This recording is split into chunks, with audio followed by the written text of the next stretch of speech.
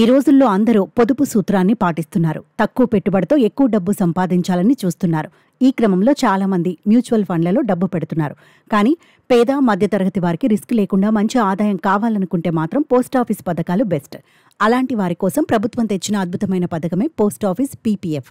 ఇది ప్రభుత్వ ఆధ్వర్యంలో నడుస్తుంది కాబట్టి మీ డబ్బుకి ఎటువంటి డోకా ఉండదు. పీపీఎఫ్ పథకం అనేది 15 ఏళ్ల పాటు డబ్బు దాచుకునే దీర్ఘకాలిక ప్లాన్. ప్రస్తుతం సంవత్సరానికి 7.1% వడ్డీ వస్తుంది. ఈ వడ్డీని ప్రభుత్వమే ఇస్తుంది కాబట్టి మార్కెట్ రిస్క్ ఏమీ ఉండదు.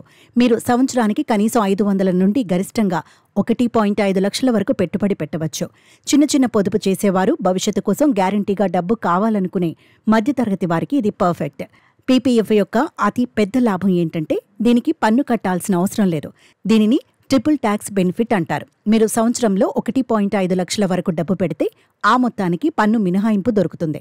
మీ డబ్బుపై వచ్చే 7.1% వడ్డీకి కూడా పన్ను కట్టక్కర్లేదు. 15 ఏళ్ల తర్వాత మీరు తీసుకునే మొత్తంపై కూడా పన్ను ఉండదు. ఒకవేళ మీరు ప్రతి నెల 12,500 చొప్పున 15 ఏళ్లు పెడితే మీ మొత్తం పెట్టుబడి 22.5 లక్షలవుతుంది. వడ్డీగా వచ్చే మొత్తం దాదాపు 17.47 లక్షలవుతుంది. ఇలా మీ చేతికి దాదాపు 40 లక్షలొస్తుంది. చిన్న మొత్తంలో పెట్టిన చక్రవడ్డీ వల్ల మీ డబ్బు భారీగా పెరుగుతుంది.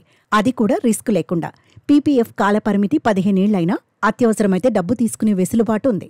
ఖాతా తెరిచిన మొదటి సంవత్సరం తర్వాతే ఖాతా నుండి లోన్ తీసుకోవచ్చు.